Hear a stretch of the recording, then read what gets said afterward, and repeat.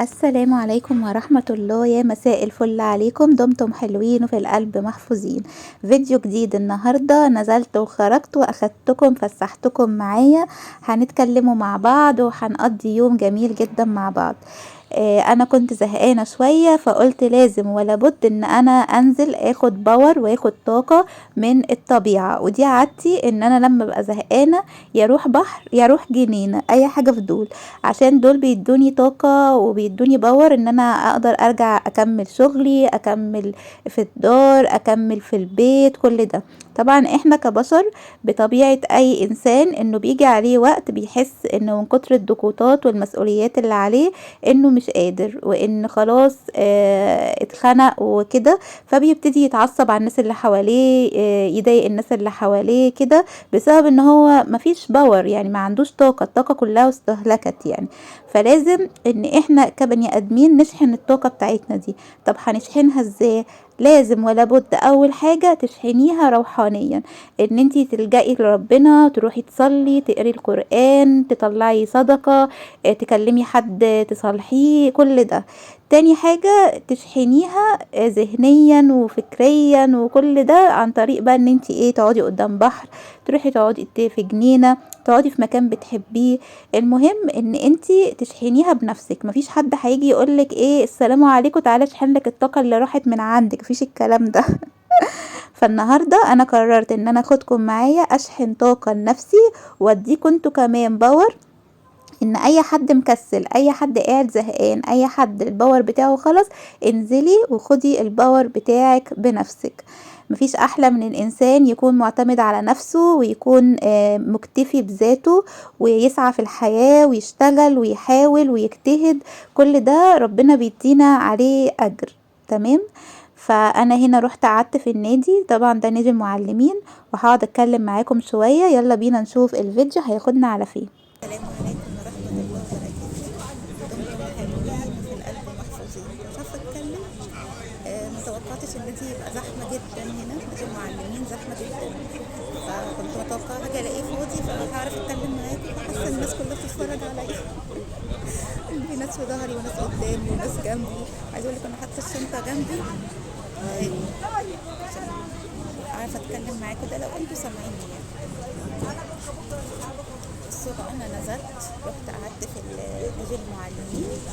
كنت قاعده زهقانه بصراحه، صحيت قلت هطلع الصيفي والشتوي، ما لقيت نفسي ما عنديش مزاج، ما عنديش باور.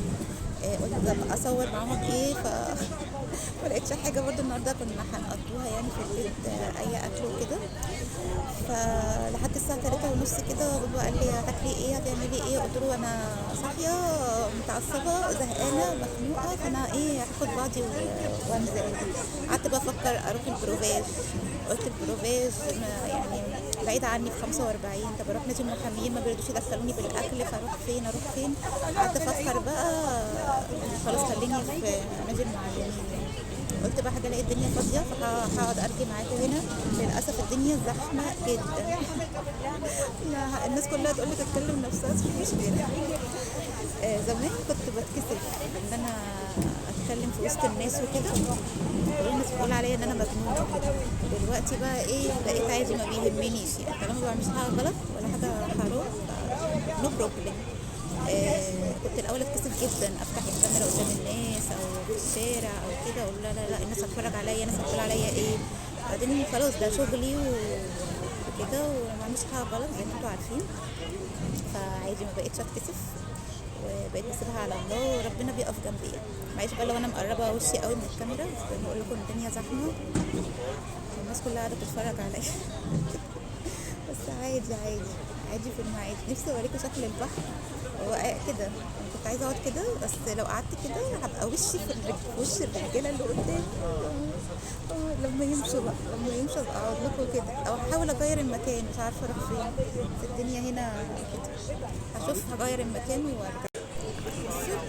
جبت سندوتشات من فول واحد فلافل، بس السندوتشات باظت، عبال ما وصلت النادي باظت. بصوا السندوتش عامل ازاي، اتفتح من كل حته، فهحاول اكله دلوقتي. وجبت 2 فول وواحد فلافل، مش عارفه هقدر اكملهم ولا لا. السندوتش اتفتح نصين، مش عارفه في حد بصلي في السندوتش بتاعي. مشكلة عادي الحمد لله. بصوا بقى البحر، انا بقى لما ابقى مخنوقة لازم اقعد قدام ايه تحت بتشحور لما بيبقى فيه هوا. زي ما بقولكوا كده لما انا ببقى زهقانة او مخنوقة لازم انزل قدام المية على طول. بالنسبة لي البحر اسمه ايه، استنى عشان نتكلم.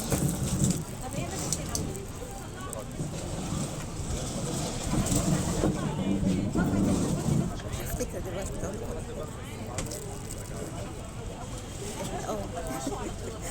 البحر احتياج مش رفاهية.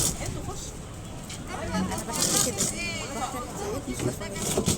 المهم بقى هاكل السندوتشات دي كده، بعدين نشوف بقى ايه هنعمله ايه ونروح فين. انا قاعدة قدام البحر كده، بس جايبة معايا المصحف عشان انا راجع عشان مضيعش وقت برضه. فهقعد بقى كده ونشوف كوباية شاي. دلوقتي ما جبتش الترمس بتاعي لان الترمس بتاعي بحط فيه الشاي والنسكافيه وما بيسخنش حاجة.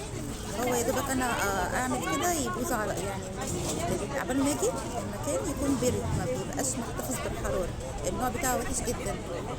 يعني انا باجي من سيدي بشر لسيدي جابر هنا بحط الحاجة في سيدي بشر، قبل ما باجي سيدي جابر بتبقى الحاجة تلاجة. فان شاء الله اشتري ترمس يكون ابن ناس كده عشان اعرف اعمل فيه شاي وقهوه وكده. وتنسوش بقى في الكومنت كده، وان شاء الله بقى نشوف هنعمل ايه النهارده، نكمله الفيديو ازاي. النهارده نازله كده يوم لنفسي، فقررت ان انا انزل يوم لنفسي اقعد قدام البحر اتمشى شويه، اشوف بقى هعمل ايه تاني ونرجعوا تاني مع بعض. وزي ما شفتوا قلت لكم ان انا جبت سندوتشات كده، تقدري تعملي اي حاجه. لو انت عايز تعملي اكل في البيت عندك بانيه ومكرونه، تعملي سندوتشات كفته، تعملي كبده، تشتري كبده، اي حاجه. بس انا بصراحه انا كنت زهقانه من معظم الاكلات اللي انا عملتها معاكم يعني. والنهارده بصراحه هم كانوا هياكلوا كده في البيت، فانا قلت اكل زيهم في الشارع، يعني ما يبقاش انا باكل لحمه وفراخ وهم في الشارع بياكلوا فول وفلافل، ما يصحش يعني. فقلت بقى ايه، خلاص اجيب سندوتشات فول وفلافل. جبتها من قدام الراجل اللي بركب منه من موقف المشاريع.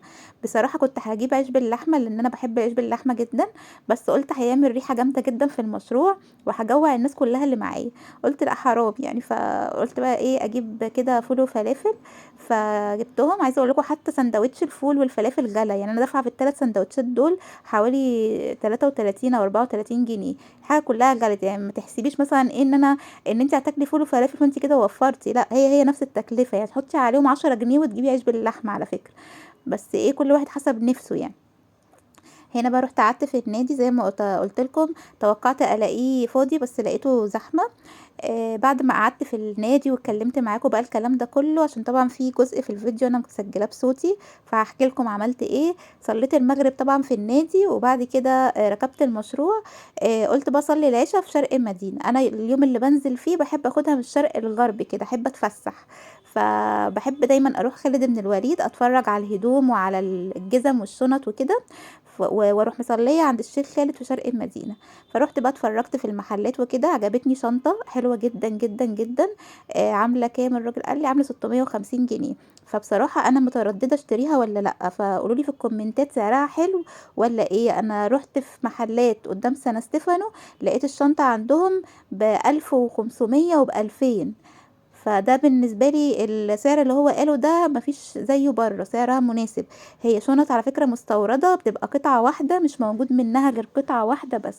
بعد ما رجعت البيت ندمت ان انا مشتريتهاش. قلت ممكن اروح له بكرة يبقى حد اشتراها ما لقاهاش، بس انا عجبني لونها قوي، لونها حلو جدا. ولا هو بيج ولا هو، عارفين لون اكسوديه كده. فهيريق قوي على كل فساتين الصيفي والحاجات دي. فبصراحة مترددة بقى اشتريها وافضل بقية الشهر مفلسة وازنق نفسي، ولا ما اشتريهاش. اكتبوا لي بقى في الكومنتات. اللي هتقولي اشتريها يا بنتي يا غادة وخلاص كلها كام يوم على اول الشهر، هنزل اشتريها بكره الصبح قبل ما اروح ما الاقيهاش. اللي هتقولي لا يا غادة هنشوف، هعمل فوت يا جماعه وكده. ساعات لما بتبقى عجباني حاجه قوي بشتريها وبقعد بقى بقيه الاسبوع في البيت يعني. يلا بينا نشوف الفيديو. جماعه قاعده تحفه تحفه تحفه تحفه. انا قاعده حرفيا، بس الكرسي اللي انا قاعده عليه ده انا قدامي الميه مباشره كده، قدام الميه.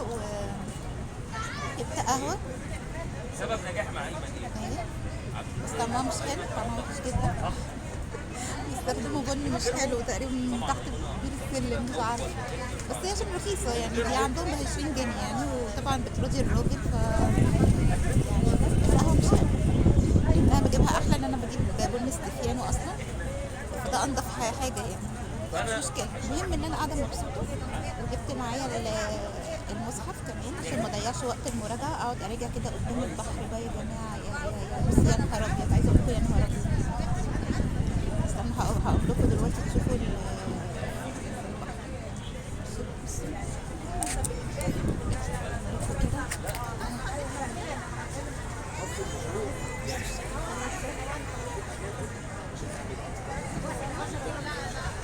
زي ما قلت لكم الاول كنت بتكسف، دلوقتي عادي.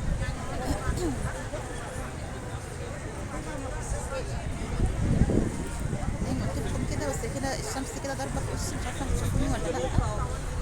انا بالنسبه لي البحر احتياج مش رفاهيه. ان الطبيعه، الطاقه بتاعه الطبيعه قادره تغير مودك يعني. تروحي بقى المنتزه، تروحي انطونيادس، تروحي تقعدي قدام البحر، المهم تروحي اي حاجه فيها طبيعه. الشمس ضاربه طبعا مش حلوة. ممكن اجيبكم العكس عشان الشمس اللي ضاربه دي.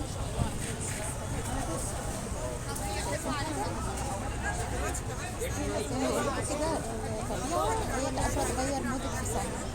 انزلوا يا جماعه، انزلوا وسيبكم من القعده في البيت والخنقه والكآبه اللي في البيت. بس قاعده بجد بجد، انا ندمت ان انا ما جيتش امبارح او اول امبارح، كان بقالي يومين قاعده مخنوقه اصلا كده. معايا نزل محامين بس بيبقى ممنوع الاكل فيه، فما بعرفش اخد اكل.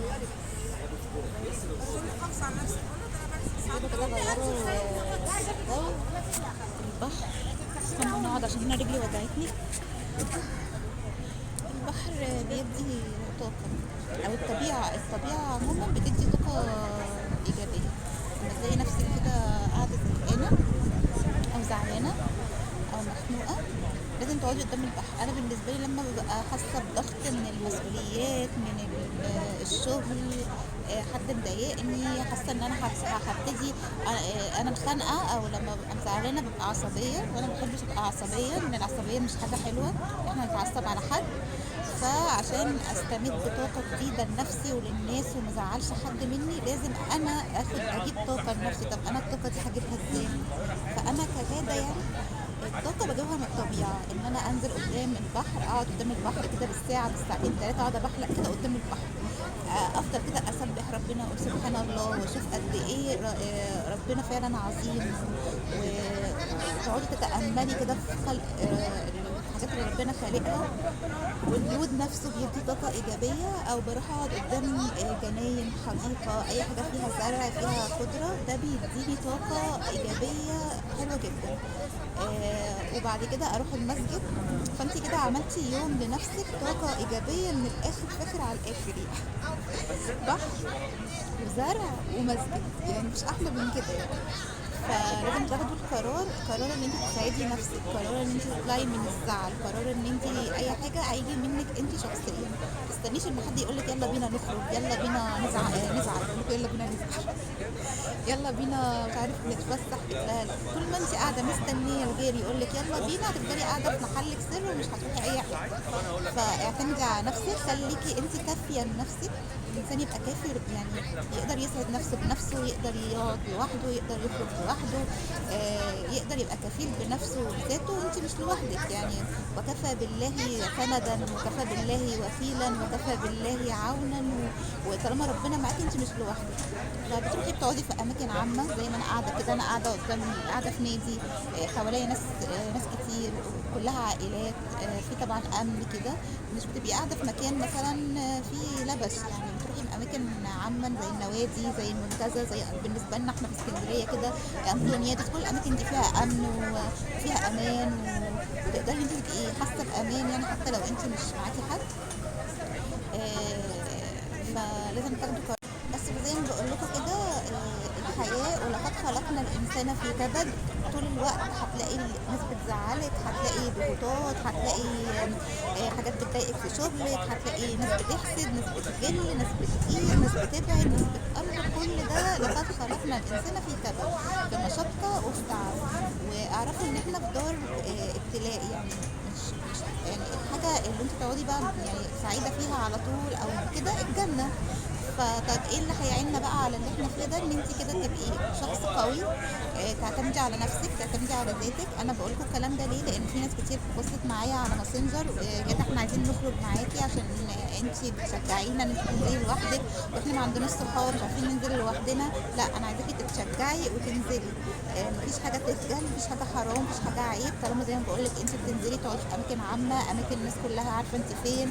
انا مثلا بابايا دلوقتي عارف ان انا فين، انا كلمته في تليفون بابا انا قعدت في النادي وجبت كذا وعملت كذا، معرفه اهل البيت مكاني، رايحه في اماكن كويسه، فما فيش مانع.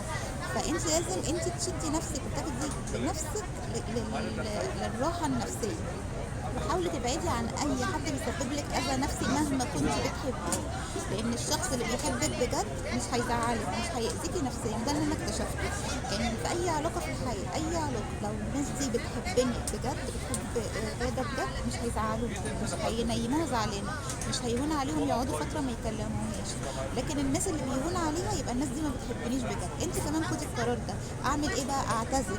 الاعتزال مش ان انا اكرهك، مش ان انا انتقم منك، مش ان انا اتكلم عليكي في ظهرك، لا لا. الاعتزال انا اللي هو بيقول لك ايه، واهجرهم هجرا جميلا. ايه هو الهجر الجميل؟ تاخد جنب، شفتك هسلم عليكي، هكلمك في المناسبات كده، لكن ما تخلوش ناس تأثر على سلامكم الداخلي ولا طاقتكم النفسية. لأن والله العظيم يا جماعة الصحة دي كنز، عمر ما حد هيجي يعالجك ولا يقول لك معلش أنا آسف حقك عليا لما تروحي تعالجي عند دكتور نفساني ولا لايف كوتشنج وكده، مش هتعرفي تتعالجي. كل ده هيقول لك بسبب إيه؟ بسبب إن ده زعلني وده عمل. طب وليه؟ ليه أعمل في نفسي كده؟ والحياة مش مستاهلة أصلا. إحنا جايين الدنيا دي عشان نعبد ربنا، علشان نسعى في الحياة، عشان نشتغل، عشان نعمل كده. فمش الحياة مش ناقصة بقى ان انا احط حواليا ناس سلبية تضايقني وكده. زي ما بيقولك اعرفي الشخص وعلمي عليه. مش يعني انا دلوقتي في حياتي انا مثلا اي حد خلاص انا عارفه ان الشخص ده عامل معايا موقف، انا اعلم عليه بقى خلاص، انا مش هتعامل مع الشخص ده تاني في النقطه الفلانيه، اعمل حدود في العلاقات، ابقى كده شخص عقلاني واعي، عارف مين بيحبني بجد، مين بيحبني عشان مصلحه، مين في حياتي فتره، مين هيفضل معايا كده يعني. فحاولوا على قد ما تقدروا ان انتوا والله تخرجوا وترفهوا عن نفسكم، ومفيش حاجة مستاهلة أبدا إن الإنسان يزعل عليها غير تقصيره في عباداته وفي حقه مع ربنا. يوم لا ينفع مال ولا بنون ولا نفس ولا بني آدمين ولا أصحاب ولا أي حاجة، تحاسبي لوحدك. فلازم كده إن أنت تعتمدي على ذاتك، متخليش أي حاجة في الحياة تأثر على علاقتك مع ربنا مهما كان. بس حبيت كده نديكم نصايح كده، نصايح بتكم وانا قاعده كده. انا بقول الكلام ده لنفسي طبعا قبل ما بقوله لاي حد. اخدت القرار ده بقالي سنه ان انا ابعد عن اي حاجه بتضايقني، ابعد عن اي الناس اللي ما بتقدرنيش، الناس اللي ما بتحترمنيش، الناس اللي مش عارفه قيمتي. مش بكرههم ومش بنتقم ومش برد الإساءة بالإساءة، أنا برد طول حياتي برد الإساءة بالإحسان. بس بعمل إيه بقى؟ وأعتزل ما يؤذيني واهجرهم هجرا جميلا، ومن عفا وأصلح فأجره على الله. يعني أنا بهجر، ببعد، بعمل مسافة، بعتزل، وكمان بصفح يعني بسامح، عشان ما يبقاش قلبي شايل حاجه تعيقني ان انا اكمل حياتي. لان الغل والحقد وان انت تبصي في ايدك اللي غيرك وتبقي متضايقه وزعلانه وكده، ده بيولد عندك طاقه اصلا خانقه، طاقه تحسي بحمل في قلبك كده. ما فضوا اللي جواكوا، ده مش حاجه مستاهله. واقعدي كده قدام البحر هتاخدي طاقه حلوه جدا وجميله. وان شاء الله بقى نشوف هنعمل ايه تاني. معلش انا طولت عليكم، بس حبيت كده افيدكم باللي انا بعمله في الحياه يعني. يلا بينا نكمل. أعوذ بالله من الشيطان الرجيم. بسم الله الرحمن الرحيم. يا أيها الذين آمنوا أوفوا بالعقود. أحلت لكم بهيمة الأنعام إلا ما يتلى عليكم غير محل الصيد وأنتم حرم. إن الله يحكم ما يريد. يا أيها الذين آمنوا لا تحلوا شعائر الله ولا الشهر الحرام ولا الهدي ولا القلائد ولا آمين البيت الحرام يبتغون فضلا من ربهم ورضوانا وإذا حللتم فاصطادوا ولا يجرمنكم شنآن قوم أن صدوكم عن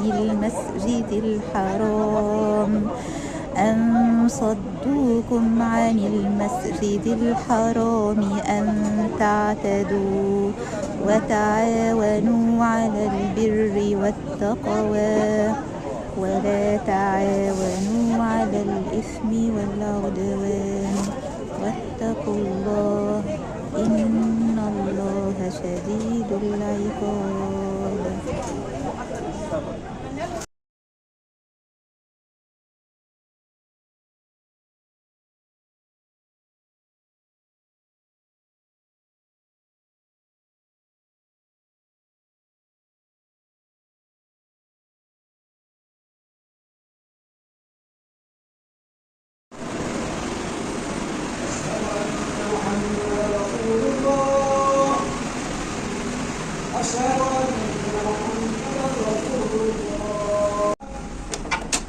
حي على الصلاة حي على الفلاح.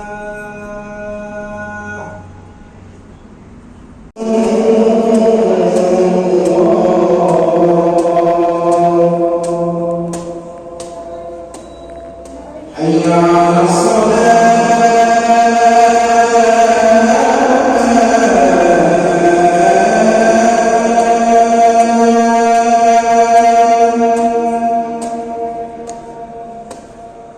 حي